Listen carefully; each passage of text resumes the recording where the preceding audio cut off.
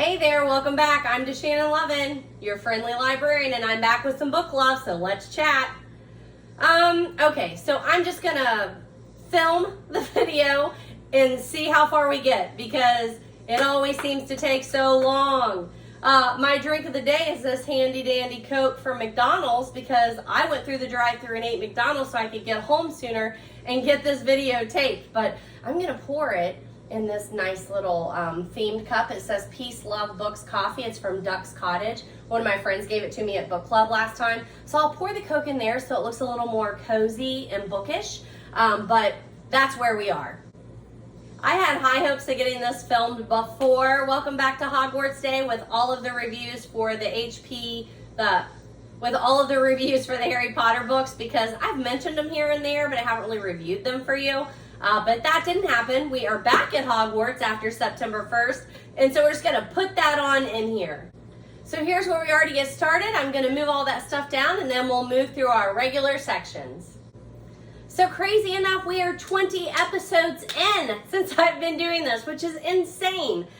So I really probably need to do like a recap or something, but I don't have time for that right now. I'm just going to talk to you about the books that I have been reading lately because I have some great ones that I want to recommend to you. And then some ones that I've touched on that I feel like I need to say a little bit more, a little bit of a book haul. And then again, I want to go back to those Harry Potters because September is Back to Hogwarts Day and I slid on by it there, but I want to come back and talk a little bit of Harry Potter to you because now this sounds crazy, but I have how many books? Let's see. I have 11 books to talk to you about that I've read since the last time we talked, and I only have 2 physical copies of those. Everything else was an ebook or an audiobook or borrowed, which is kind of insane because there's normally this nice, beautiful, aesthetic pile of books over here so that you can see what I'm getting ready to talk to you about. And I don't have that today. I only have The Remarkable Journey of Coyote Sunrise, and then I have to go grab the other one. And then this one, Homebody by Rupi Kaur. So this one's borrowed. Both of these are borrowed. None of these books are mine. Oh my gosh, I can't believe I didn't read one book that I owned this last month, and I read 11 books. Both of these are borrowed, but at least I have them to talk to you about. That's insane. How'd that happen? But it doesn't matter because they're really good books and you're going to want to hear about them. So I am sure I will get back to those videos where my nails are done and we're all calm and sitting back and chatting about books, and I have books to show you, but that time is not now. Right now, we've got to get a lot done in a short amount of time. So just a friendly reminder, I did start up an online book club, so we've just kind of been dabbling over there. But if you are one of my subscribers, or even if you're just falling in at this particular one, and that sounds exciting to you, feel free to join up. I have it as a group over there on Facebook. I've just kind of been dabbling a little bit after the last couple of times we've talked about book clubs. I also already filmed a whole thing on like how to start a book club and how that works, but I have not edited or uploaded that. So I will get to it, but not today. So since the last video, some of those books that I really want to highly recommend to you that I have just finished, and I have a lot to say about them. The first one is Daisy Jones and the Six. It is by Taylor, how does she say her name? Taylor Jenkins Reid. She is very well known for several books that she has out that have been super popular lately. Malibu Rising and The Seven Husbands of Evelyn Hugo, I think is the other one. Now these are not a series, but they do have some reoccurring characters. So my sister says that it would make more sense if you read them in a particular order, but I've already done Daisy Jones and the Six. So I'm gonna have to go pick up those other 2 later. But I do highly, highly recommend this book. I've talked to you a little bit about it, but I wasn't finished when I talked to you about it before. I highly recommend that you listen to this on audio. It is a performance. I started listening to it without knowing anything about it. I just knew that I kept seeing the cover of this, and I think it was a, I don't know if I have it on here. I think it was a Reese book, pretty sure. That's how I saw it. So I just got it from the public library audio and started listening to it. And then, I don't know how far into it I was, but I'm like, my gosh, how is this Daisy Jones and the Six group? How are they so popular and I've never heard of them before?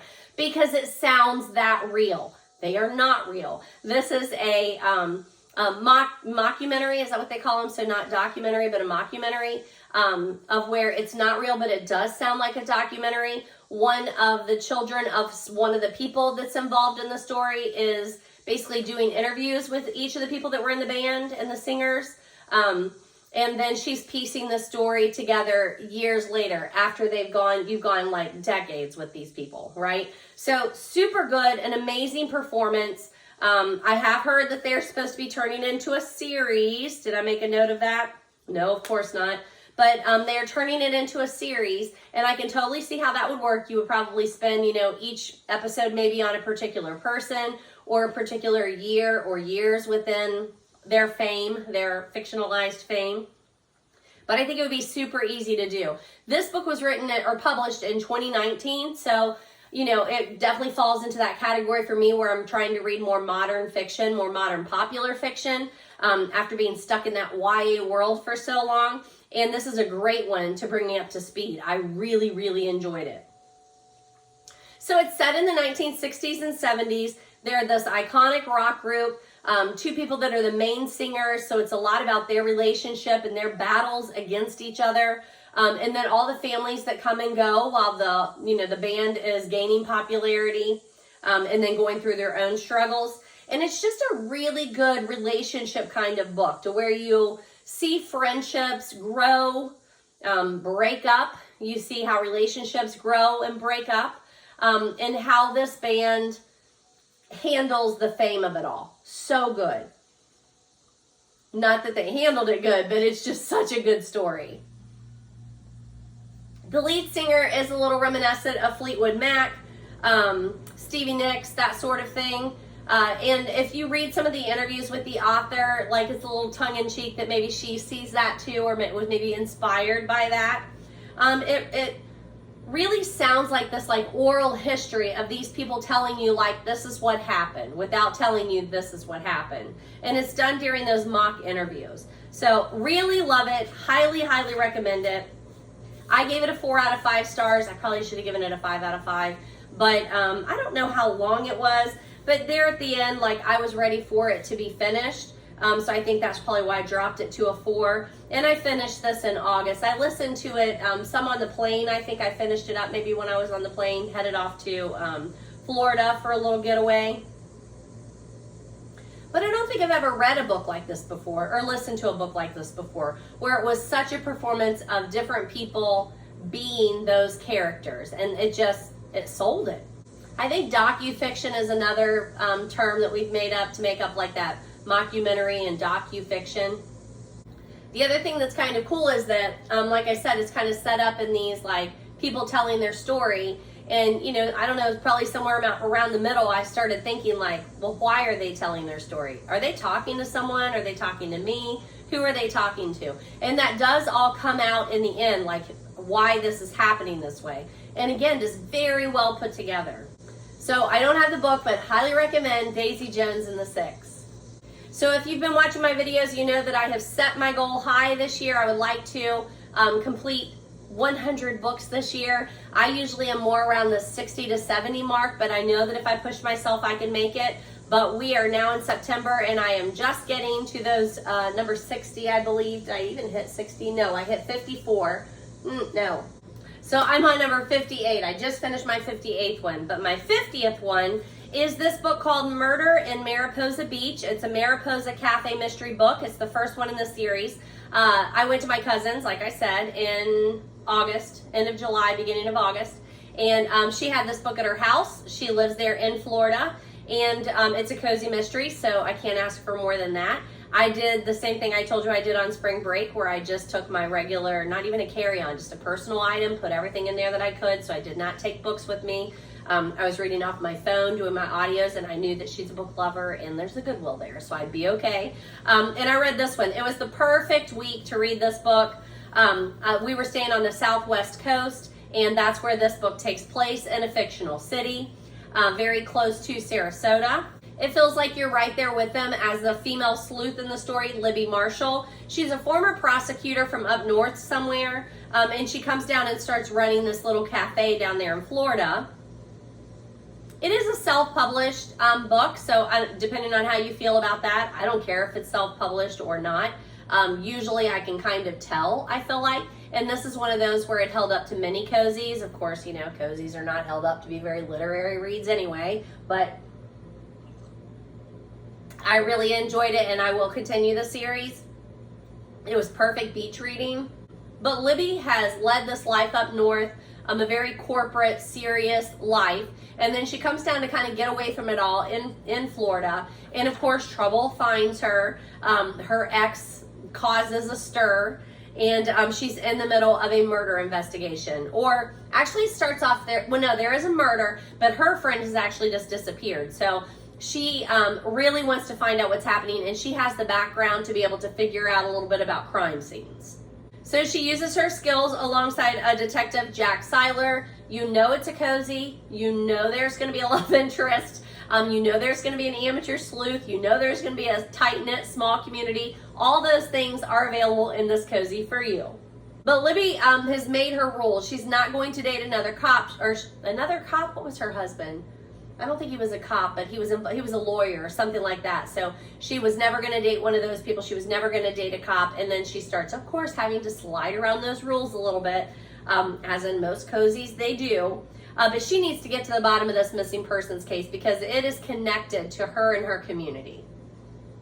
So it is full of humor and chemistry, all those things that you like, and it's got a great backstory. So this one's a winner for me. I gave it a 4 out of 5. I think there are 3 in this series. Looks like there's Deception and Mariposa Beach and Mistletoe and Missing Persons. So that one will be on my list for December, as I love holiday-themed reads. So I also highly recommend that second one that I'm talking to you about, Murder in Mariposa Beach by Teresa Michael. I don't think I said that. So I don't often do this one. The third one that I'm talking to you about was an ebook. It's by Penny Reid. I am well known for saying I love all things Penny Reid. I didn't love this one. I don't know. It's not co-wrote or anything, because sometimes I've read those and not been as crazy about them, but this one definitely says it's by Penny Reid. Number one, the whole title is confusing to me because it says elements of chemistry, attraction, parentheses, hypothesis, number 1. That's a lot. So I'm guessing the title is attraction, and it's in the series, Elements of Chemistry, and it also falls under the series of a hypothesis.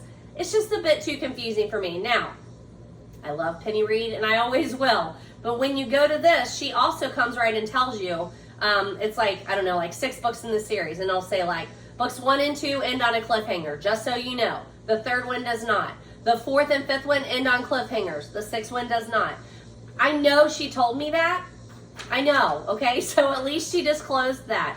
But when I got to the end of this one, and I was in Florida, and I did not have the next one on hold, and it literally was like, turn the electronic page, turn the page, and just like right out of the blue, crazy, ridiculous cliffhanger, I was not happy. So even though she told me, I just wasn't happy. So then I go on to get the second book. Again, I'm in Florida, and it is not available to me. Not good. Now, luckily, my cousin is there. She is a fellow book lover. She has learned how to navigate multiple public library sites. So she's like, you just need to get a card in the Dayton Public Library. They're giving those away still. You don't have to live there. And they have access to more books. And it just seems like their books are available more than the ones in Cincinnati Public or wherever. Now, I think I was probably under my library card at Blanchester, small town. But I rarely ever have like very much of a wait. And again, I have so many books on my list, it doesn't really matter to me if I have to wait on a book. I have 14 other series that I'm in the middle of, right? But not when a book ends like that. Too much of a cliffhanger. So luckily, she got me on to Dayton Public Library site, and the book was instantly available. And then I read the second one. But guess what? That's right, she told me and I had forgotten. The second one also ends on a cliffhanger. Not satisfying. Now, in my world of young adult literature, this is always one of my beefs. There would be a trilogy. And, you know, the first one would be like setting up the backstory and have a nice conflict in it. And then it would be this major cliffhanger at the end of it. And then the second book would be so slow resolving that cliffhanger that it wouldn't really go anywhere. And then you would get to the third book and they basically, you know, go back and revisit the whole story and then wrap it up. No, I want every book, even if it's in a series, to end. I want it to have a beginning, a middle, and a conclusion. I want it to follow the story arc, and at the end, I want to be satisfied. Again, you don't have to do that. You can break all the rules. Doesn't matter. Nobody is coming and asking DaShannon what she thinks about how to write their book. However, that's not my kind of book. So I was very let down in this one. And not even just the whole cliffhanger thing. I'm going to sound like a fuddy-dud here. There's just no way around it. There was just not enough of a story here for all of was the word heat in this one? It isn't. The next one is heat. For as much heat that was in this book. Descriptive heat. Again, you can put whatever you want to in your books. That is your prerogative as an author. But this one was probably just not my taste. Now, Penny Reid is always on the edge, right? So her books always have some juicy details in them, which I enjoy. But this one, just for me, it wasn't just juicy details. It was more crude. It was just a little more crude, a little more out there than a lot of the other Penny Reids for me. I love Penny Reid. If you're watching, if this word gets out to you, DaShannon Lovin is one of your supporters and will always tell people to read your books. But maybe just not this series. I didn't like that there was so much of all of that without really that beautiful story that I love in Penny Reid. Beautiful's not the right word. Just the fun, quirky story that's usually in the Penny Reid. Now, the main character in this is very quirky. She definitely is a Penny Reid kind of character. But then so much of the book is just this relationship that's going nowhere and has all these issues, and these two people that have all these issues. It just wasn't as fun as Penny Reid is usually for me. So there's my second one. So I gave it a 3 out of 5 because I still really enjoy Penny Reid, but I don't want a cliffhanger at the end of a book, and I don't want all of that steam without all of that backstory that goes with it that makes it so much fun to read. Which takes us to number 3. The third book that I read and want to recommend to you is called An Appetite for Murder. It's the Key West Food Critic Mystery. Number 1, I know, DaShannon, stop starting series. You have 42,000 series started. Finish what you started and stop starting new series. I get it, but I can't help myself. I did this one on an ebook also. And again, I was in Florida, so I wanted a fun, cozy, mystery kind of read or a beach read of some sort. I was just in the mood for it. So this one is by Lucy Burdette. It's the first one in the series. I know that there are multiple ones out there. Does this one tell me? Yeah, this was published in 2012. There are so many more in the series. 11. It says there are 11 in the series already. It was a good, this one was also an ebook for me, not an audio. But I enjoyed the characters. Haley Snow is in Key West. At this first one, she is trying to get a job as food critic. She moved down there. She had followed her ex-boyfriend. He immediately took up with someone else when they got there, and then she turns up dead. So Haley is in the middle of that because they may have had some words. She may have caused some scenes before all that happened. She's a bit of a spitfire. So it's in her best interest to try and track down the actual killer so that she will get off of the suspect list. So I really enjoyed it. I enjoyed the setting. I enjoyed the story. I enjoyed the main character. There are a couple of questions that I'm like, where are you getting all your money? Because I can barely afford to vacation in Key West, much less live there while I'm trying to get my dream job of being a food critic. So yeah, it appears that she may have come from some money. Somebody is kind of supporting her there. She may have had some savings or whatever. But I feel like that was my weirdest question was, you know, she's living down there. She's staying with one of her friends on a houseboat, which sounds dreamy. But then she's eating at all these restaurants and writing these articles trying to get this job. And I'm just not really sure in a small town newspaper like that how much a food critic would make. Probably still more than I do as a high school teacher. But I'm not sure. I'm not sure where all that money was coming from. So that one was a little bit off for me. But we meet her nosy neighbor who's an elderly neighbor, and their relationship kind of grows throughout the book, and I liked that too. But I just think it's fun. I know that Lucy Burdette has several other cozy series. She has a Golf Lovers mystery series. I feel like she has another one of some kind too, but I would definitely continue the series. I think it was fun. I gave it a 3 out of 5. And I liked it more than the Penny Reid. So why? Just maybe some holes there that I think you have to give cozy series Really, in almost any series, you've got to give them at least the first one to get their feet underneath them and kind of lay down the framework if they know it's going to be a series. So I was willing to do that with that one because I was willing to give it that much because I enjoyed the story. So my next book is one that I have the physical book to show you, and I need to return it to my friend Stephanie tomorrow, but that is The Remarkable Journey of Coyote Sunrise. I love it. If you're a human being, you should read this book. How's that for a recommendation? It is by Dan Gemeinhart, so a little different there, but beautiful cover. I'm just super surprised that this has not won more awards than it has because I think it's phenomenal. It was copyright in 2019. Here are those subjects on that verso page that I like so much. Automobile travel, definitely. This refurbished school bus. Fathers and daughters, that relationship is explored in depth. Single parent families, grief, there's a big one. This book just hits all of the points for me. It was so easy to read. It was so fast. I had such a good time meeting all the characters. Basically, you are following this girl and her dad who are traveling on this bus called Jaeger, and along their journeys, along their journey of life, their travels, they pick up different people for various reasons, and then you get to know their stories. And I just like how the daughter and the dad relate to each other. You know, I feel like they tell you pretty quickly why they're on the road and why it is just them. And then as they gain these people, that story gets retold, and it's just so beautiful. The way that they treat people is beautiful. The way they help people out is beautiful. I really considered doing this as a classroom read, and I still might. Maybe in the spring. It's just so good. I mean, I could read this story over and over and over again. Highly, highly recommend. I gave it a 5 out of 5. I thought I did. I gave it a 5 out of 5.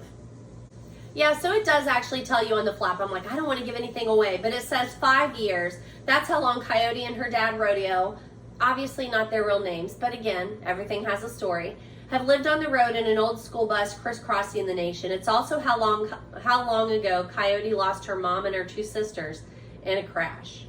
Coyote hasn't been home in all that time, but when she learns that the park in her old neighborhood is being demolished, the very same park where she, her mom, and her sisters buried a treasured memory box, she devises an elaborate plan to get her dad to drive 3,600 miles back to Washington State without him realizing, because he has said he will not go back there. Along the way, they'll pick up a strange crew of misfit travelers. Lester has a love lady to meet. Salvador and his mom are looking to start over. Val needs a safe place to be herself. And then there's Gladys. Over the course of thousands of miles, Coyote will learn that going home can sometimes be the hardest journey of all, but that with friends by her side, she just might be able to turn her once upon a time into a happily ever after. It is beautiful. It does say it's a Junior Library Guild selection, so that doesn't surprise me, but I'm just not sure why it didn't get a Newbery. I mean, it's so good. Now, you know, the girl who needs a safe place to be herself, she might be a little alternative.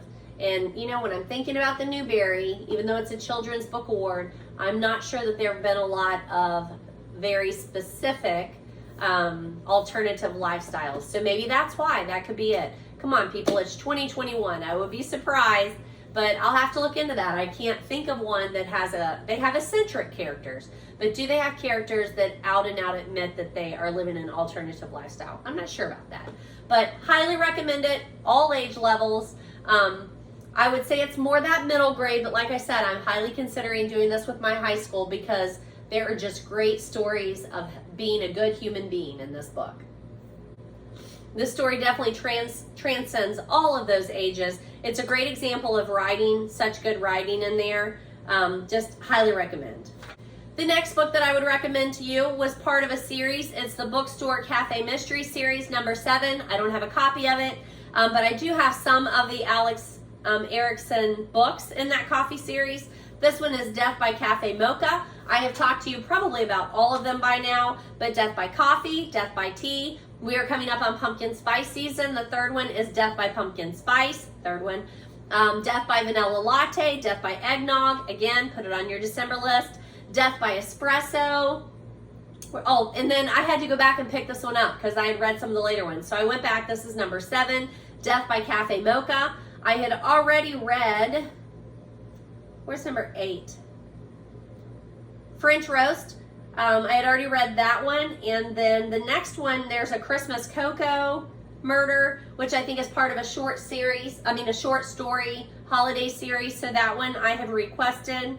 And then the one that just came out that I can't seem to get my hands on, so I may have to just go out and buy it, is Death by Hot Apple Cider. None of the library cards that I have online, none of those libraries have already purchased the book. So again, I might have to just go out and buy it if it doesn't come in before the end of next month because, well, I'll give it until November and then I'll just go buy it because I've been waiting. I really wanted to read that Death by Hot Apple Cider. So that is number 9. So I'm looking forward to that one. And then Alex Erickson does have a couple of other series. There's a Dogs, a Forever Pets mystery that he came out while I had been reading some of this other series. So I need to dive into that one and see what I think. But I'm pretty sure he's an Ohio author too. I know I met him at Books by the Banks. I haven't heard any word on Books by the Banks. I'm still waiting to see if we're going to do that this fall. But usually like now is the time. So without hearing about it, I bet they don't get to do it. But the series takes place in Pine Hills, Ohio. The main character is Chrissy Hancock. She runs a coffee shop. In this particular one, they are going on a coffee convention. They're going to a coffee convention called JavaCon. And of course, they get there and demise follows. So Chrissy, Rita, and Vicky are the 3 that are there. And of course, then Chrissy turns into an amateur sleuth and tries to suss out what's happening. So I always just enjoy them. I think I did the audio on this one too. Yes, I did the audio read by Melissa Moran, who reads most of the series on audio for me. Reads most of the series on audio for us. So about a 3 out of 5 on that one. It's not my favorite cozy series, but I enjoy it, and I already know the characters, and I'm into it enough that I always want to read the next one. This is a good series that I like to play whenever I have other stuff that I've got to do, if I'm crafting or if I'm cleaning, when I'm driving, and I just, especially like the end of the day right now, like people have talked to me for 8 hours. Like when I get into the car, you'd think I just sit in silence, but sometimes just putting on that audiobook so I can make that transition before I get home, I enjoy that. The next book that I read, believe it or not, I've had some, not so great ones in here today. The next one that I read was The Tourist Attraction. Again, it was an audio. I started it when I was on vacation in Florida. And then, I don't know the last time that I DNF'd a book, that I've just sat it down and said, I've started reading it, but I'm not going to finish it. I'm not very good about that. It's definitely, I encourage everyone else to put their book down. If you're not enjoying it, don't finish it. But I can't do it myself. So I threatened to do it a couple times. It hung out there for a while. I was listening to it on audio. It was so long. I want to say 10 hours. Is it 10 hours? Whatever it was so long. And I'm not a huge romance reader to start with, but like I said, I'm trying to branch out, read all kinds. And I just didn't, I don't know. It was not enough. Now, whereas the Penny Reid, that attraction, was way too much in descriptions for me, I think maybe the Tourist Attraction, they took forever to do nothing. Nothing. And I don't know, it's both ends of the spectrum. I want that something in the middle there, especially when I'm reading romance. So they know that the 2 main characters are Graham Barnett and Zoe Caldwell. They know she's only there for 2 weeks. He works and owns the pub in Alaska, and she's just visiting. You're only there for 2 weeks. What's happening? You're taking forever to even say, yes, I like you. I want to be in a relationship, or let's just have fun while we're here and then go home. It just took way, way too long. I did in the end, once I got to where there's 2 hours left, I just let it play. And like I said, did some things around the house or whatever. And did this, I didn't bother if I was going out of the room to put in a load of laundry to stop it. Nothing was going to happen anyway, just not my favorite book. It's by Sarah Morgenthaler. I know it's been very popular. It follows that trope of insta-love, like these two people meet, he instantly falls in love with her. I'm fine with that. That trope doesn't bother me. There are some cute things that were thrown in there. Again, it's in Alaska, which is cool.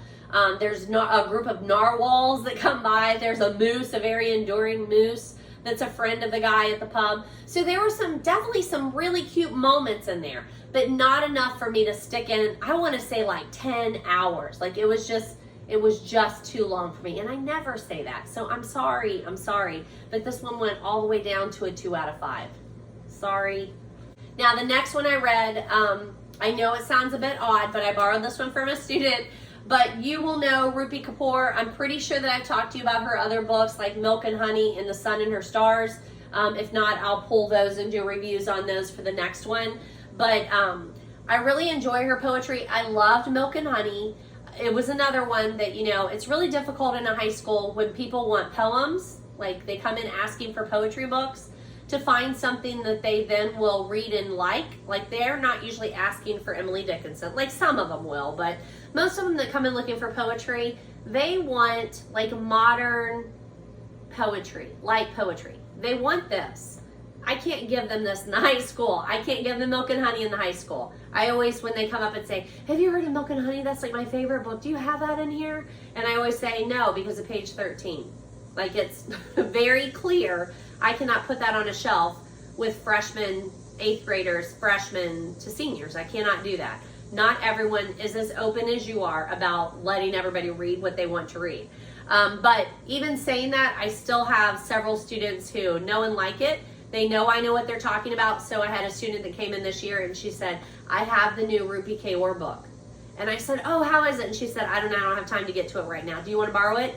Absolutely. And then I read it in a couple days last week because, you know, when we're talking like reading these books, it's like this, like very, very small. There are some longer ones, but for me, this is an easy book to flip through. Rupi, I hope I'm saying it right. Rupi Kaur, she does her own illustrations within the book. She does her cover art. So these books to me are just as pretty on the eyes as they are like beautiful words. But I love her writing. And whereas I think Milk and Honey was just unlike anything else that I have seen, The Sun and Her Stars was good, but Milk and Honey blew me away. And this goes back to Milk and Honey status. So she talks about feminism, female relationships, either love interests or just friendships. Quite a bit about like that self-esteem, which we all fight with, I guess. And that you can just see I marked it up because I want her specifically to come and tell me about these poems that are so, so good. I'm trusting the uncertainty and believing I will end up somewhere right and good. So no, it doesn't rhyme. It's not an iambic pentameter or whatever, but they're beautiful. And I really like this too. I don't know if you can see this, but this, I'll have to look back and see if she does this in her other one, but she will like something like this. I am not my worst days. I am not what happened to me. And then in italics with a little dash in front of it, it'll say reminder, right? So that's throughout here. A lot of her poems are just like she writes this whole thing and then the bottom says predator. So I'm not sure if she's employed that kind of tactic in her other writing, but I found it really enjoyable in this one. You might have done the external work, but your mind is starving for internal attention. And then listen. And it also has the illustration. So just beautiful, beautiful. I highly recommend it. I should have just bought it. I saw it at the beginning of the summer when we were traveling and I didn't buy it, but it's published by Andrews McMeel, which always does a beautiful job. $17. And again, I need to just buy it because I never see these at resale stores. Why is that? I've never found one of these at a thrift store or half-price books. But I love it just as much as Milk and Honey. Highly, highly recommend. Homebody by Rupi Kaur. So I haven't tried it on this one, but definitely on Milk and Honey. If you go to Pinterest and you put in Rupi Kaur Milk and Honey, I'd say almost all of her poems show up there. So you can experience that way. That's nothing to be said like I still want to own the book and flip through it and return to those poems. But it's a good way to get an introduction if you don't want to go out and spend the $17 to start with. I'm not sure what these look like online, like on an ebook. That would be interesting too. But highly recommend Homebody by Rupi Kaur. It's split up into sections too. So there is, let me see, sections are mind, heart, rest, and awake. So just throwing that out there. I really, really love it. The next book that I want to talk to you about is a nice punny title for my cozy mysteries. Instead of Crime and Punishment, it's Wine and Punishment. It's by Sarah Fox. I don't have the book. Again, I just did it online, but it doesn't have a very cozy mystery feel on the front of it, which I think is a little odd. It looks a little darker, but it's definitely a cozy mystery. I feel like it's definitely a cozy mystery. It's the first one in the series, Wine and Punishment, a literary pub mystery. There is the owner, Sadie. She decided to come to this town and she bought a pub, and instead of changing it into a bookstore, she decided to just run it as a pub, run book clubs through it, and then serve literary cocktails that have punny names. So I want to go there. I want to sit there. I want to talk with my friends about books there. I want to join her book clubs. So definitely creates that nice feel, even in this first book. And we get to know Sadie. Her ex that she has moved away from and wants him to stay in her past follows her there. And then again, demise ensues. And Sadie is trying to figure out what could have happened because none of this makes sense to her. Why would Eric come back to where she's at? What was he planning on doing? How did he get himself killed? So just, it's a good one. The name of her pub is called Inkwell. I've had this one on my calendar to read for a while because I knew that it had a fall festival in it. Once again, I love those holiday themed reads. So if you have any suggestions, throw them my way. I do think it falls into the category of it's the first one in a series, so it didn't knock me off my feet, but I did like it. I don't think I put it on here, but I would say like a 3 out of 5 on this. I liked it enough that I would continue reading the series, so I think that that is something. But I didn't love it. It was a good listen. It was a great audio. Once again, you have that amateur sleuth and you have a disagreeable investigator. There's always a little chemistry there. Why is that? Does that happen in real life? But this was an easy listen for me while I was getting other stuff done. As once again, the school year has started. I think I've told you, I teach in a high school. So once the school year starts, it just gets a little wackadoodle. But I did a lot of audios this time. How crazy is that? So Wine and Punishment, The Tourist Attraction, Death by Cafe Mocha, and Daisy Jones and the Six were all audios that I did this month. That's insane. So the next book that I would say, the next book that I want to talk to you about is the second one in that Penny Reid. Again, it says Elements of Chemistry, Heat, parentheses, Hypothesis, comma, number 2. So this is the second one to Attraction, the one that I listened to before, that she told me it ended in a cliffhanger and then I wasn't paying attention or something, and then I was not happy. So I did finally get the second one. Same thing, it was on ebook. I read it.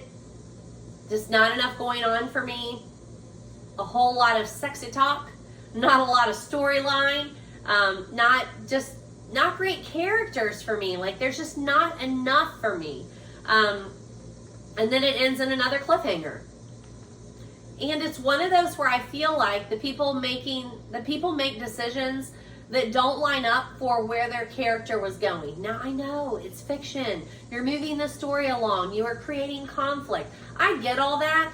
I just didn't find it satisfying. So again, on this one, I don't know if I wrote it down, but I think I did. 2 out of 5. I'm going to give it a 2 out of 5. Penny Reid, if you were listening, I am sorry. I love you. I love your books and series, but this is definitely not a series for me. Now you are probably saying, and you would be correct, now DaShannon, you are nearing 50 years old. Maybe that's written for more the 20-year-old. That is the age of the characters in that book. Totally agree. Totally agree. That might be more what a 20-something reader of romance is looking for.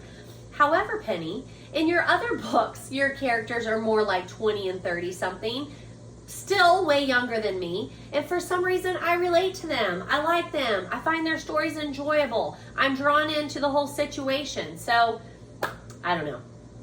Not my favorite series. I will not be continuing that. I have one more book to talk to you about. This one is an odd one because I don't know if you even classify it as a book. I found it on KindleVella. I think I mentioned that to you maybe in the last video. I didn't know what KindleVella is. I'm not sure how it came across, if I got it in an email newsletter or if when I was on Amazon at some point, if it popped up. I don't know how I found it. Anywho, KindleVella is kind of like a novella, so that's why I'm thinking it's probably not an actual book. I did go and review it on Goodreads, so it is on Goodreads, but it was hard to find. When I looked for the author, John Conroe, the Demons Accord series came up, but this particular one is called Beginnings. So the way that KindleVella worked for me is I went through, this was one of the top picks of the books that are available, or the reads that are available on KindleVella. They come out in episodes.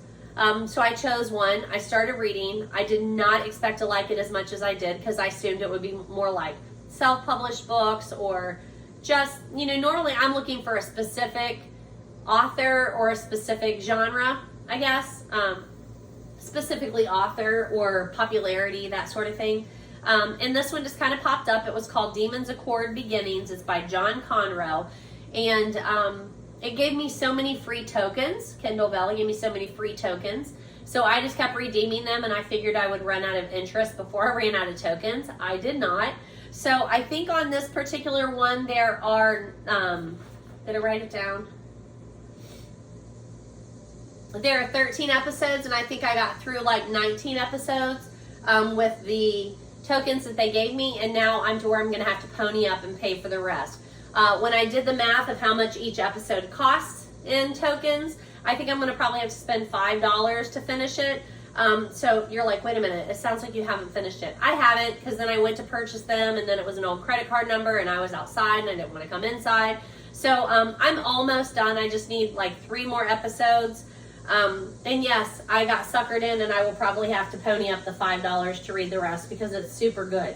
Now, what it also did was got me interested in John Conroe and into that series Demons Accord, because I think it's going to continue with those characters. I think this is just kind of setting up some series that he might have already had in place.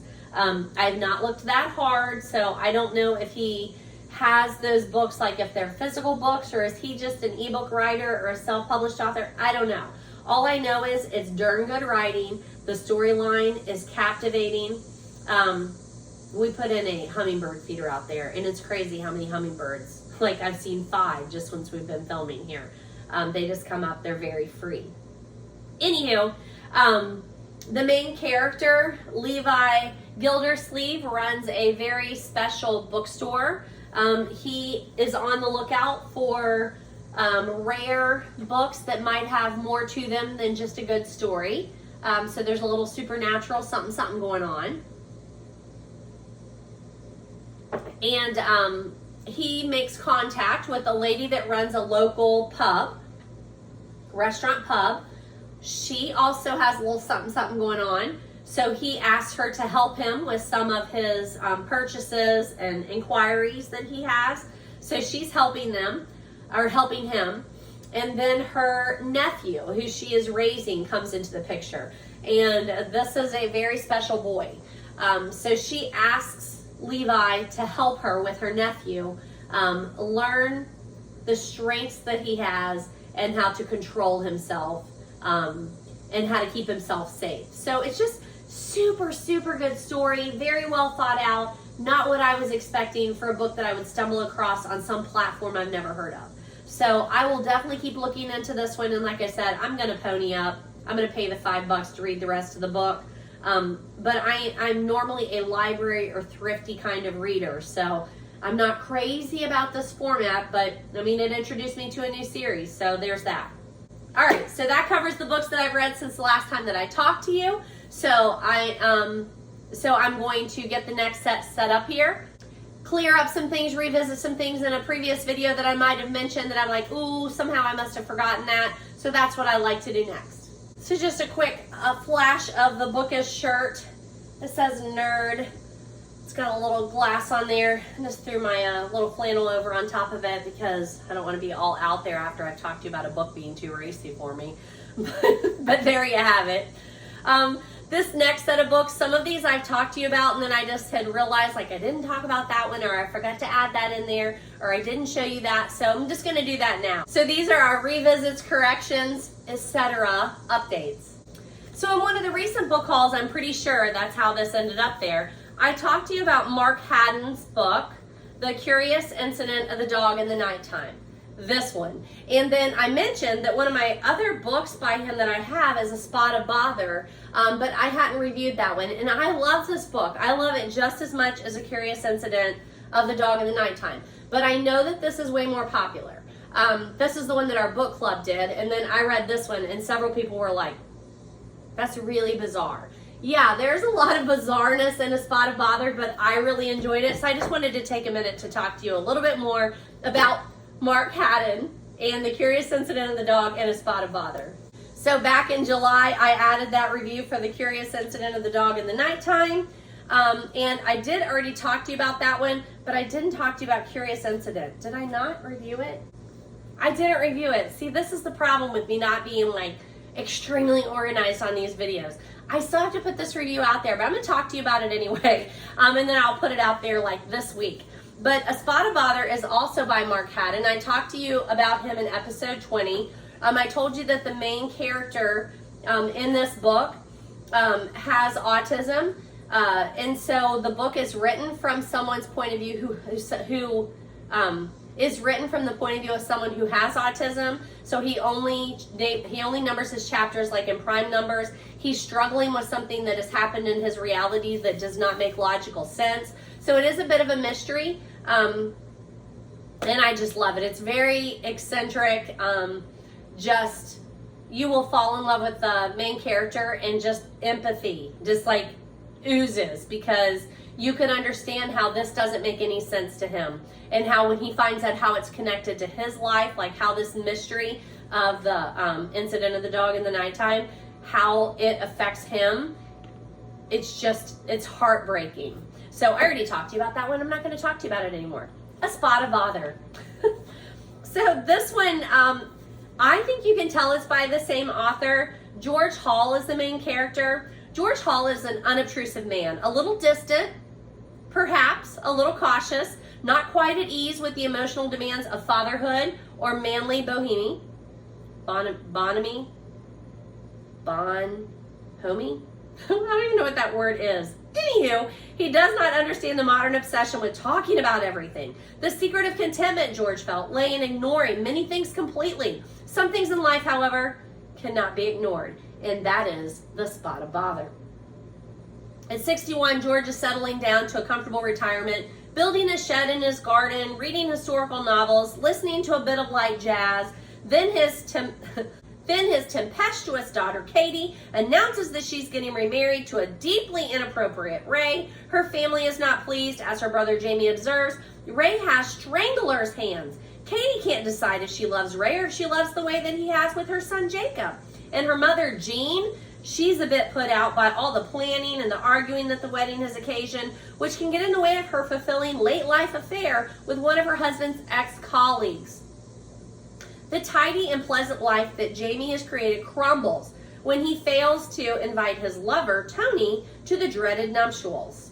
So you have all of these characters that are dealing with all of this just crapola in their lives, and then poor George Hall that's in the center, who wants people to stop talking about everything and just let him enjoy his retirement. Unnoticed to the uproar, George discovers a sinister lesion on his hip, and he quietly begins to lose his mind. The way these damaged people fall apart and come together as a family is the true subject of Haddon's disturbing yet amusing portrait of a dignified man trying to go insane politely. A Spot of Bother is Mark Haddon's unforgettable follow-up to The Curious Incident of the Dog in the Nighttime. So yes, I can see people who said this to me all the time. I can see how you read this and you were expecting something very different from this. A man who's trying to retire and he has a lesion and he's picking at it and he doesn't want to talk about it and he doesn't want to face any kind of fact. And he just quietly is losing his mind. I get it, but they are very similar. They're just two very different characters. I love it. It's very dry humor, but it is humorous. And it's just a beautifully told story. I highly, highly recommend it. And I will put that review out there soon. I'm so sorry I screwed that up. In the last video, I also talked to you about Barbara Kingsolver because we were reading that for my book club, the How to Fly in 10,000 Easy Lessons. And I said, I was talking to you a little bit about the book club, and I couldn't remember what my first book club read was. And then all of a sudden it hit me. My first book club read was Bean Trees by Barbara Kingsolver, way back in like 1996, I think, when I went to my first book club meeting when I came back to Ohio, and then I formed my own group. But I formed that out of the love to just being introduced to Barbara Kingsolver and thinking, this is so interesting to be able to read these books and talk to people about them. Like, I have found my people. So maybe not that particular book club worked for me, but then I did find a great group of people, and we have been together for over 20 years now. So I did want to throw that one back out there. I also have a couple of other Barbara Kingsolver books that I want to read. Where are they? This is on my to-be-read list. Animal Dreams, I have not read that one. All right, I don't know. It's Lacuna. Lacuna is the other one that's on my to-be-read list. I know I own it. It is here somewhere. Why can't I find it? I am a librarian. My book should be in order. But for some reason, I cannot put my hands on it. But that one also is on my to-be-read list. I think I did show you, if you go online to Barbara Kingsolver, it is nice that she has this nice printable list that you can look and see, like, what have you read or what are you still missing from her? And I'm still missing quite a few. And she is definitely that author that I want to read all the books that she has published. So I know that I have talked to you about the Left Behind series.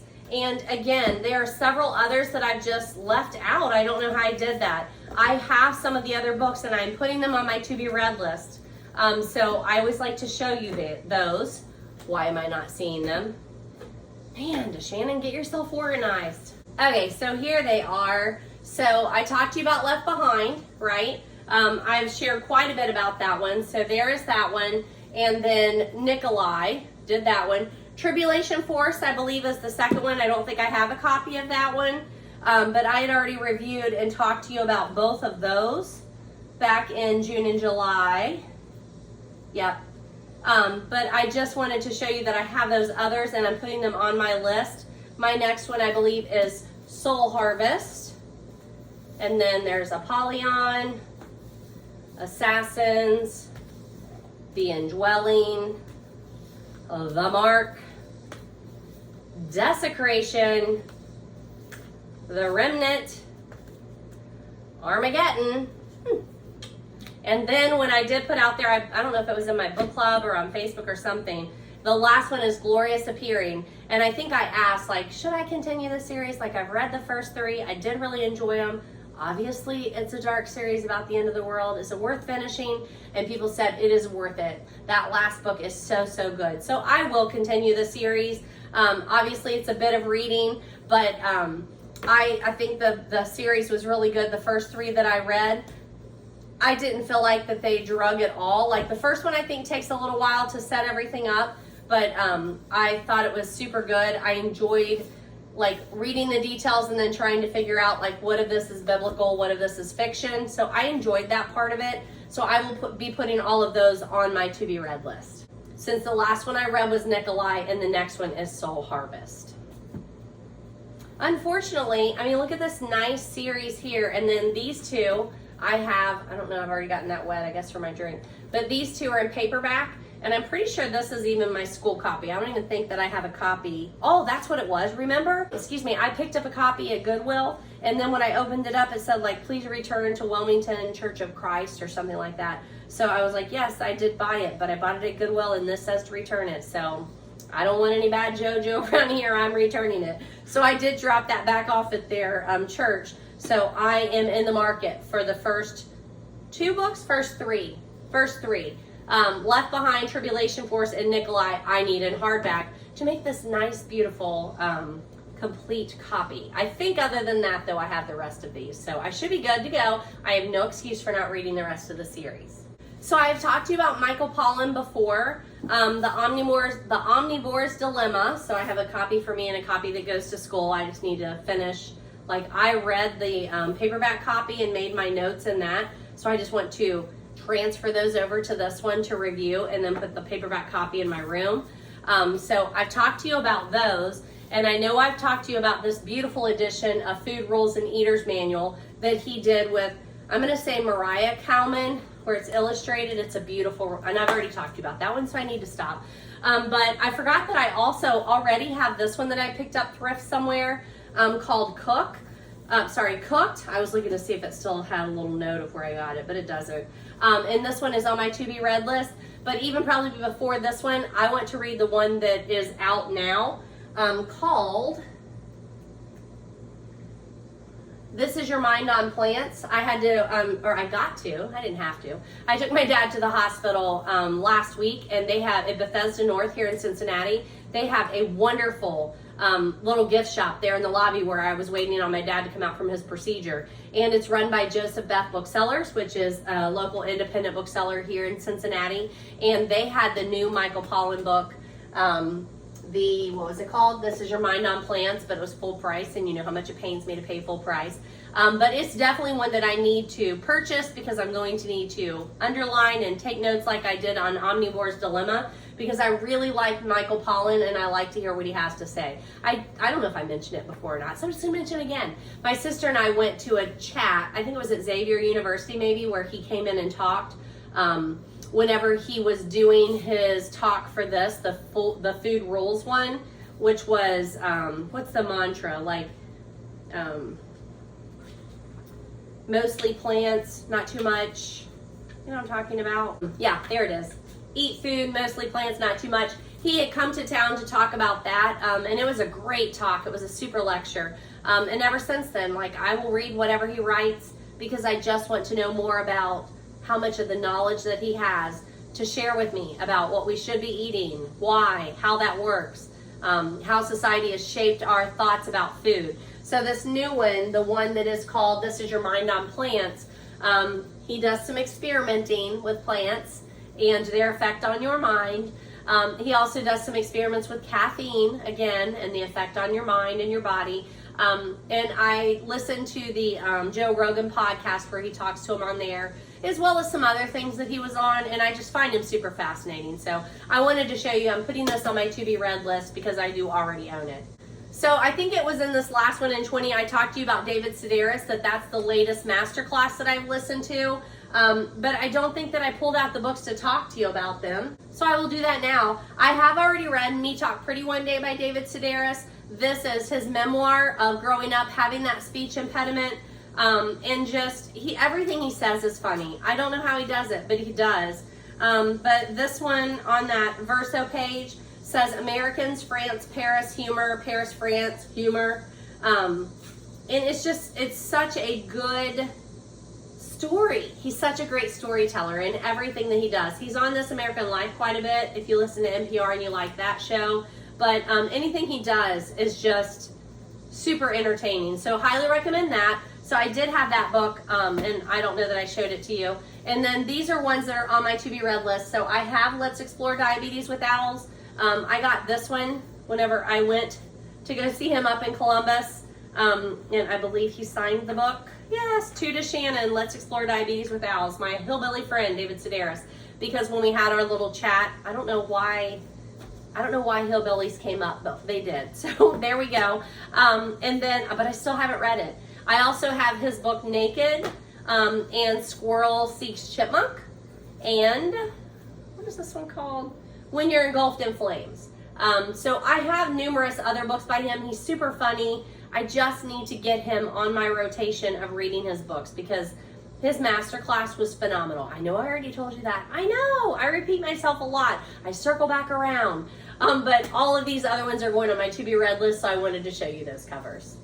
So sometimes when I go back and I look at my notes, I see that I talked to you about something, but then it doesn't look like I actually held the book up to you, or maybe I have the book on the list, but then there's no review anywhere. So I wanted to make sure that I did talk to you a little bit about Alpina Pours. Someone gave me this book as a gift about being a woman, loving wine, and having great relationships. So Alpina Singh is how I'm going to say it. She's a master sommelier is how I'm going to say it. And she just talks to you basically about wine and how what her job is to try and pick out those wines and pair them with food. A little bit about her lifestyle, how to select, how to entertain. I really, really enjoyed it. It is definitely one of those books where I took notes, I underlined, highlighted stuff, and then I want to continue to just come back to this book on a yearly basis. and flip back through because she has so much knowledge to put out there. So I just wanted to make sure that I had actually mentioned that one because I saw it somewhere in my notes, but it was weird. It didn't have a review. The same thing with Tara Westover's Educated. I remember talking to you about this. So why I didn't have a review printed out, I'm not sure. But this is a memoir. Several book clubs did this. Like, I don't know which ones, but several book clubs did this. We also chose this as our Clinton County reads. I'm in Ohio. We do a Clinton County like community read every spring, and this was one of those.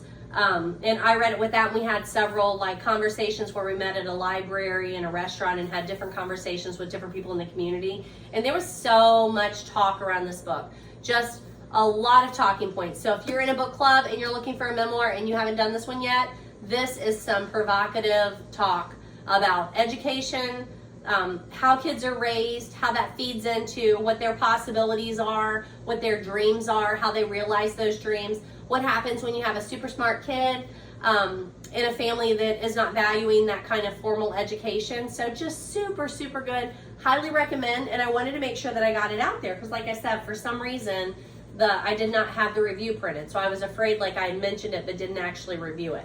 So I am recommending to you Educated by Tara Westover. And then the last one that I have on here, I have already reviewed this back in June, but when I put it on the review, I'm not sure I talked to you about it. I probably did because it was John Grisham, but seasonal read. Football season is upon us. Friday Night Lights is a big thing in Ohio.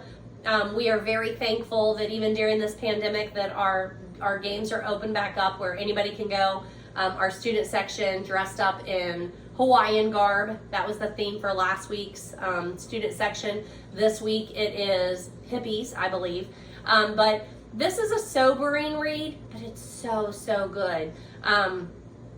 It's a short one. It's not your usual John Grisham courtroom drama.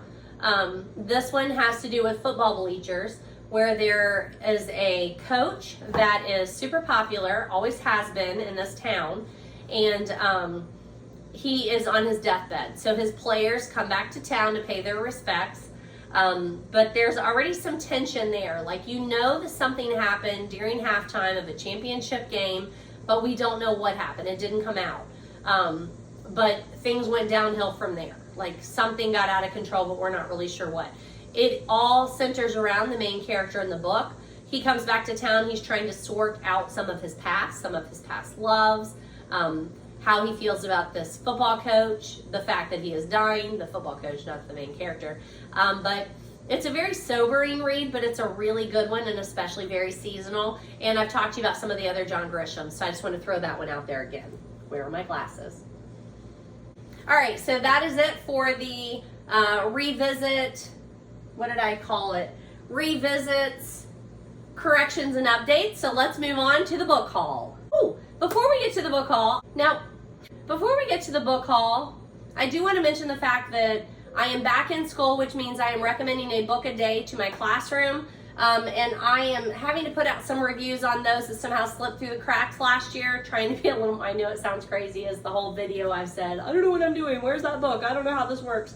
I apologize. But I am trying to be a little more conscious of making sure that the books that I recommend in my class, I have the good read reviews for, and that I've talked to you about them too. But I'm going to group them together because these videos always get a little long. So I'm going to group those together and do a separate separate video for that. So let's just move on to book haul. So obviously what I really need to do is I need to film every Friday and then edit and publish. It's not going to happen.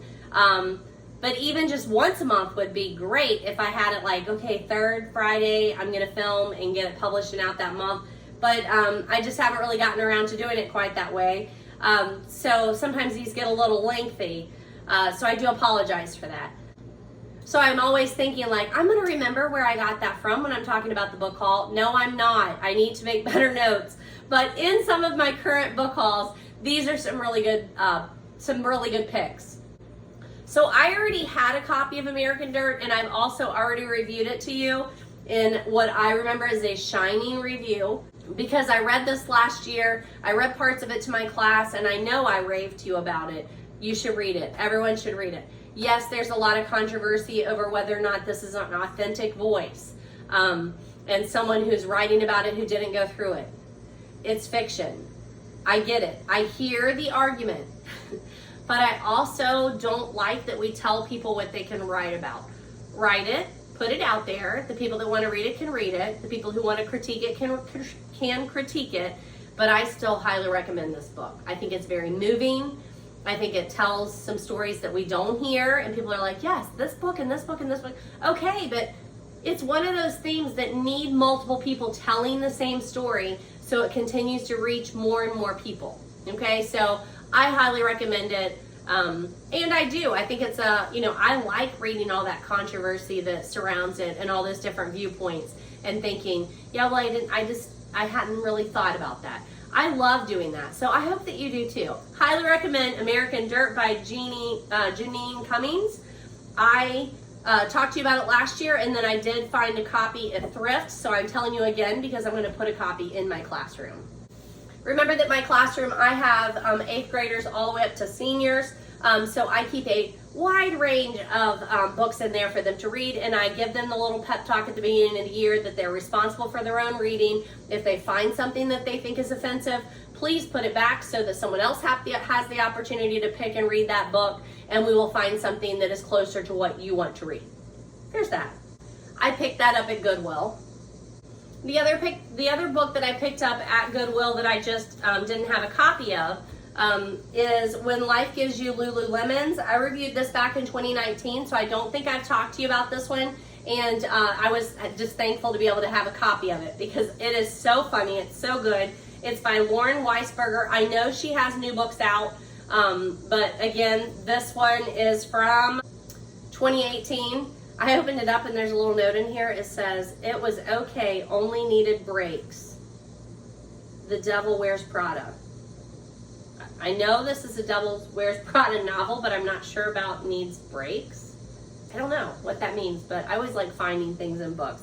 But this is a good, humorous book. I really enjoyed it. The main character is that person who's moving to Greenwich, Connecticut, where everybody seems to be perfectly manicured, the people and the lawns. And she starts getting into these groups where she is introduced to how these people live, and these are not her people. So she tells you everything, and it's just super entertaining, funny. She definitely told me some things that I didn't know were a thing. So that part is interesting. And the society that she is getting involved in just has their own set of dramas. So yeah, it's a little drama, but it's more entertaining, I think, than drama. There's definitely some serious things that go in there, but it's not treated with a bunch of serious, undertones. It's just they're thrown in there as entertaining. Kind of hits you like a Big Little Lies kind of book in that same kind of vein. So I just really enjoyed it. It's just interesting how the character learns to navigate this new group of people that are not like who she's used to being around. So very witty, very fun. I really enjoyed it, and I'm glad to have a copy to put on my shelf. I did already have a review out there from 2019. I picked up a number of other books, but I haven't read these yet, so they're going on my to-be-read list. But I picked up this Book of the Month edition, so it will go up with my collection here. This is Sarah Desai, The Dating Plan. So I obviously have not done a very good job of my reviews on the romance books during this particular episode. So I hope that this one is better for me. I also like how on the back of the Book of the Month it tells you when. So this was a Book of the Month in January of 2021. So definitely falls into that category of modern popular fiction that I'm trying to read more of. So that's going on my to-be-read list. I picked up a copy of Murder, She Wrote. I love this. It was 56 cents at a thrift store down by where my cousin is in Florida. I love Murder, She Wrote. I have read, I think, one other book that's in this series, and they definitely fall into the vein of the shows, which again, I think I was watching them when I was 20 and 30 because they were just so cozy. But I enjoy these very much, so that's going on my list. It's called Panning for Murder. I picked this one up. I don't know where. This one just says that I thrifted it, so I don't know from where. It is not a Book of the Month, but this author is a Book of the Month author, whereas this one is called The End of Her, Her other book, The Couple Next Door, was a book of the month. So I'm just interested. It already had the it still has the Walmart sticker on there that somebody paid $18.88 for this. I'm sure I paid $1, but it's going on my shelf, and I think that it looks very interesting. A nice modern thriller. And then the last one that I have here is called Dear Edward. It has a Reid with Jenna sticker on it, or not sticker, but like seal, I guess. It's by Anne Napolitano. I have not read this either, but I'm interested. I like those books that end up on these modern lists, whether it be Book of the Month or Jenna or Reese's Hello Sunshine list. I just think those keep me a little bit more current and in touch with what's going on in modern fiction right now. All right, so again, moving these. So I am not going to spend a ton of time on the Harry Potter books, but I do want to mention them because it is September and it is Back to Hogwarts month. But I do want to mention these because I've given them like a smattering of mentions throughout the videos, but this is a fabulous series, and I don't know if I've adequately told you how much I love the Harry Potter series. I recommended it to my classroom last week, and basically just saying how I know that it seems like it's a children's book series. He's 11 years old when you start the series. And yeah, that first book is a little bit juvenile, but there's so much life philosophy in this series.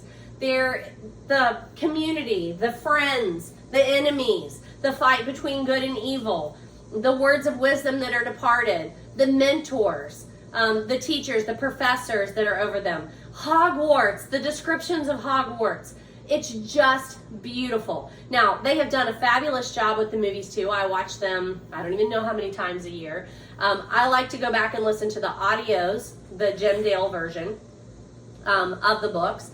I did recently just hear the Stephen Fry version, and I thought that was interesting because there was music playing in the background. So maybe I'll try that one next year. I'll listen to him do the narrations if I can find those somewhere. But whether it's the audio, reading the book, or watching the movies, the whole Harry Potter universe just has so much to offer people of all ages. Now, I would say I would not want my 11-year-old starting and finishing the series when he's 11. But I think if you give an 11-year-old the start of the series and then dole one out once a year, I think that would be the perfect way to read Harry Potter. So these are the books. Give me a sec. So as you can see, it does start a little more manageable. This is Harry Potter in the Sorcerer's Stone. It's known as the Philosopher's Stone if you are looking at the more British version. But all of the books are beautifully done. The covers, I love how they match up. I'm not that person, but if you took the covers off, they would be beautiful with that gold on the back there. That's beautiful, but I love covers, so I'm leaving those on, those dust jackets. But Harry Potter and the Sorcerer's Stone is the first one. Very doable. He's 11 when he starts out. That would be a good age to start reading the Harry Potter series. The Chamber of Secrets is the next one. I think she sticks with Scholastic throughout the whole series. I'm pretty sure she does. The third one is The Prisoner of Azkaban. Now, in each one, their friendships and their enemies definitely grow. So I like that. I like how Ron, Hermione, and Harry, how their friendships go through the natural progression of friendships. Closeness, fights, anger, hatred, love. So I just think it's fabulously done. The fourth one is the Goblet of Fire. Notice how much bigger we get when we get to the Goblet of Fire. I don't know if you can tell that. But looky here, 1, 2, 3. 3 gets a little bit heftier, and then 4, bam, you're all in. So either you're gonna stick with the series or you're not once you get to number 4 with the Goblet of Fire. 5, making sure I'm right, 5, Harry Potter and the Order of the Phoenix, right? And again, the illustrations are fabulous. There's not a ton of illustrations in the book. Mine are a little thrifted, so my books are a little dirty. I apologize. But, there are a couple little line drawings that are in there. And then mainly you just see Harry on the covers. But again, Order of the Phoenix is large, starts getting very serious. Then by the time you get to the Half-Blood Prince, you know, Harry has now faced so much that he is a grown-up. He is wise beyond his years, and he understands what's at stake here. This is number 6. And then the 7th book, there are 8 movies because they split this one in half, but Harry Potter and the Deathly Hallows, and this is how it ends up. Now, keep in mind that she wrote a prequel. You can read it online. I think it's 800 words long. And she wrote the prequel just to kind of sort out the series, and then she auctioned it off, and then there was a theft. Someone stole it. It's never been recovered. So then she put it out online to basically like devalue that prequel, and just to tell people that she was sorry that it ended up this way. So you can read that prequel. And then remember that after the whole series came out, at the very end, a couple of years later, like years later, the Cursed Child came out. It was in a play form. The format was very different there because it was written like a play, and it was super dark and not very well received by people who were expecting the Harry Potter give me a happy ending book. So it was interesting. I think it's worth reading. I enjoyed it, but I like those, you know, retrospectives, or when people like the Hunger Games, when they came back and wrote Ballad of Songbirds and Snakes, where it gives you a deep dive into one of the characters that are a little darker. I like those kinds of books, but I know it's not for everybody. The Cursed Child will be super difficult, I think, for a child to read. So, you know, maybe revisiting it later I could get. But I do want to highly recommend the Harry Potter series for each and every person. I think it will be a great read along as a family. The audiobooks are fabulous. The movies are spectacular. So I don't really want to talk too much about what I'm currently reading, but I'll throw it out there. I've already talked about the devotional.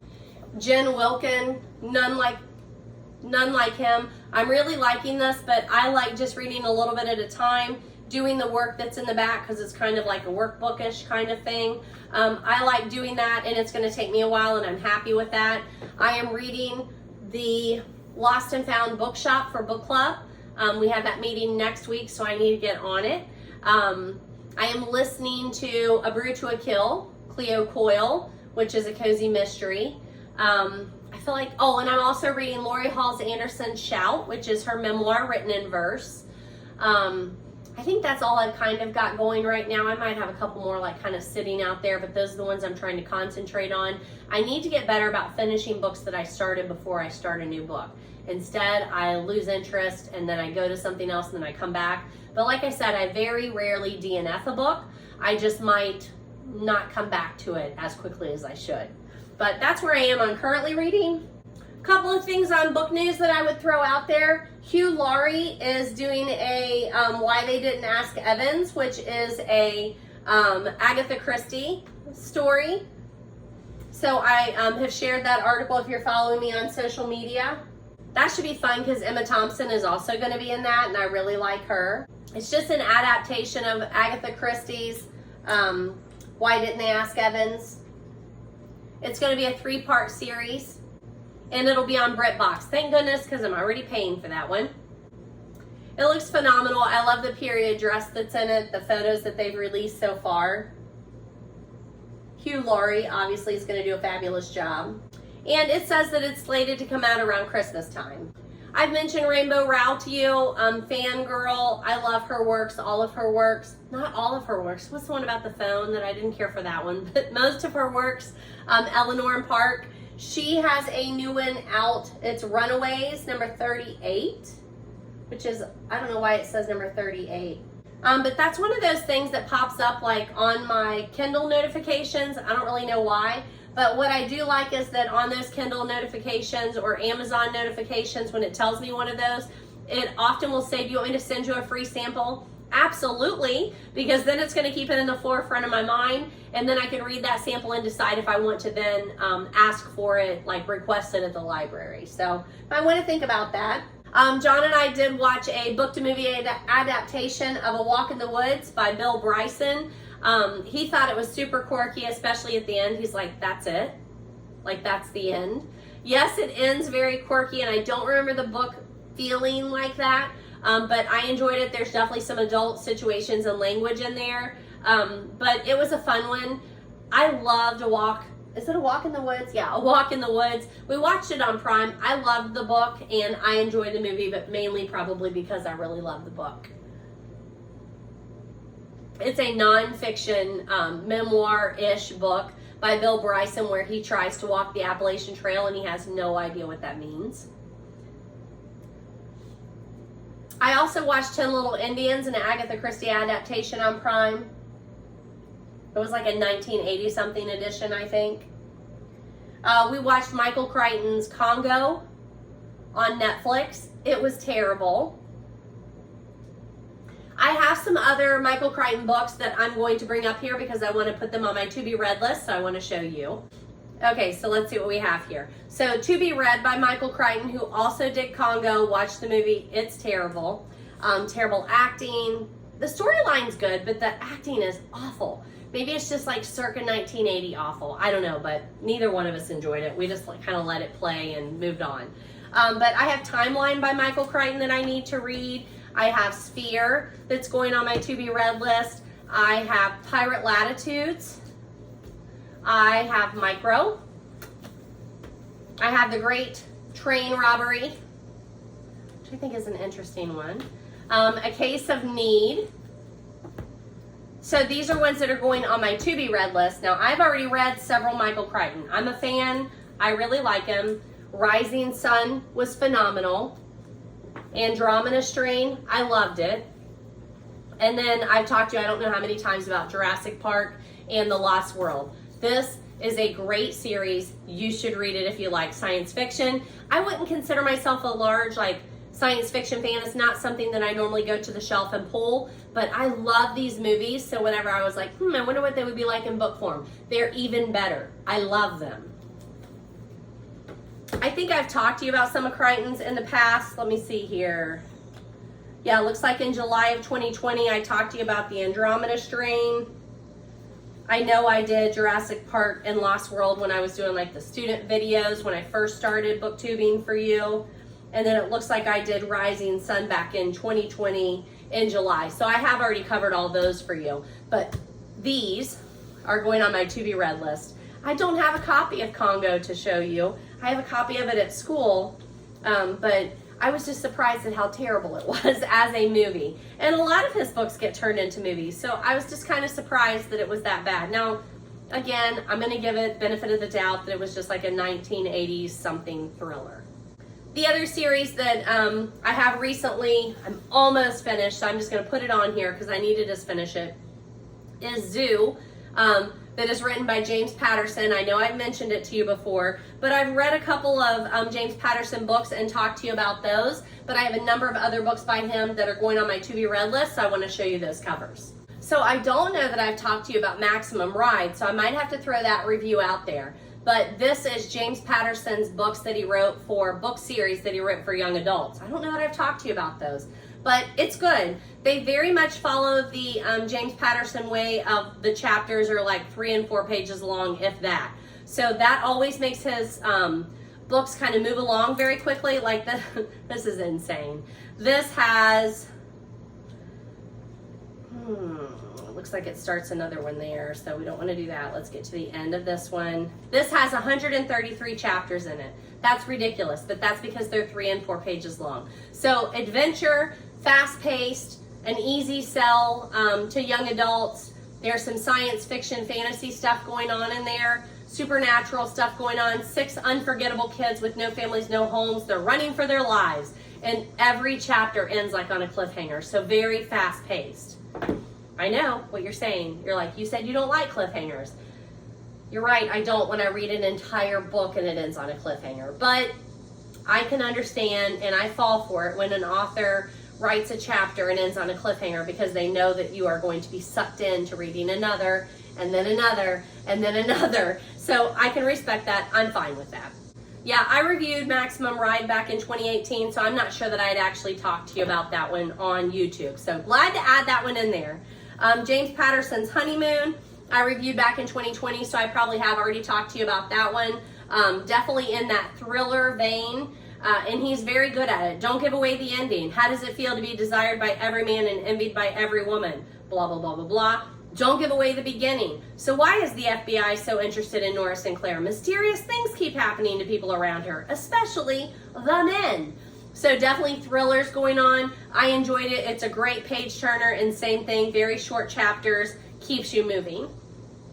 And then The Beach House. Now this is also a thriller, and another one that just really sticks with me because it was so uncomfortable. The situation that the people created, so uncomfortable. And I reviewed this one back in May of 2020, so I'm sure I covered this one thoroughly with you too. But I really like this one. The characters are Jack Mullen is in law school in New York City when the news comes that his brother Peter has drowned in the ocean off of East Hampton. Something's fishy.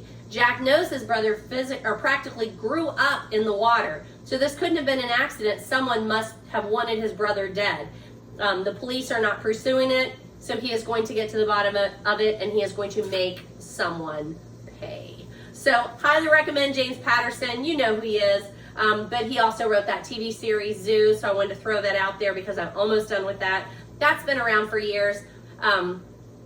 We started watching it when it was on TV, and we enjoyed it, but it was one of those that it just starts hanging on too long. But you know me, can't DNF anything, so I went back, revisited it, started watching it from the beginning, and it's definitely one that I will turn on. I'm working around the house. It doesn't bother me to go throw in a load of laundry and come back.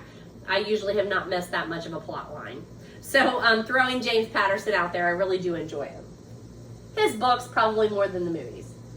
I should mention that I had already talked to you, reviewed Mexican Gothic for you, and I did see that Kelly Ripa bought the rights to that, so they're going to be making that into a movie. It will make a phenomenal movie. If you did not read it yet, even after I told you you need to read this, this is the perfect time to read Mexican Gothic. I would highly recommend another book that I talked to you about just here recently is Killers of the Flower Moon by Gran. Make sure that you look on TikTok. They're, I don't know what the name of the group is, but they are showing a lot of footage from them filming that. And it's just really cool. It's interesting to see them filming during a pandemic when they're wearing masks and things and they're in period costume dress. But then when they go to film, then obviously the masks are not on. But it's interesting to see that like behind the screen footage. So look that up. There's a guy on TikTok that is covering that quite a bit. Oh, I didn't mention the other Patterson books. So these three I've read and reviewed. Here are some other James Pattersons that are on my to be read list. 6th Degree, The 3rd Degree, The First to Die, The Family Lawyer, Cradle and All, The Big Bad Wolf, The Lake House, which does not look very pleasant at all. And then some odd ones here. We have A Woman of God, a novel by James Patterson and Maxine Patro. So those are always interesting. I think I've told you I went to hear James Patterson speak. I think we were at the New York English Teachers Conference or something like that, Teachers of English, whatever it was. And some people that were with me were like, I can't believe he's admitting this. But he was talking about the process of writing books with other people where basically they write the book and then he reads what they write, cleans it up a little bit, adds a little bit of splash of his in there, and then puts his name on it. And he's like, I mean, I make good money doing that. So he was very honest about how that worked. He also was very honest about, you know, his name is James Patterson. So if you slap it on a book, people are gonna buy it. You don't know who Maxine Patro is, right? You're not gonna buy it because you don't know her, or you're less likely to buy it. So his name sells. So he is happy to partner with these other people and put a little bit of a spin on it. So I just thought it was super interesting. He was very honest and I enjoyed it. And then Jack and Jill and Alex Cross, which is also a TV series, movie series that you might be familiar with. So all of those are going on my to be read list, which is getting very high. So when I'm looking at those ending lists of the video that I like to throw out there, independent bookshops, when I flew down to Florida to visit my cousin, we immediately drove to a bookshop that was there in Punta Gorda where I flew into. What is it called? Do I have the name of it? Copperfish Books.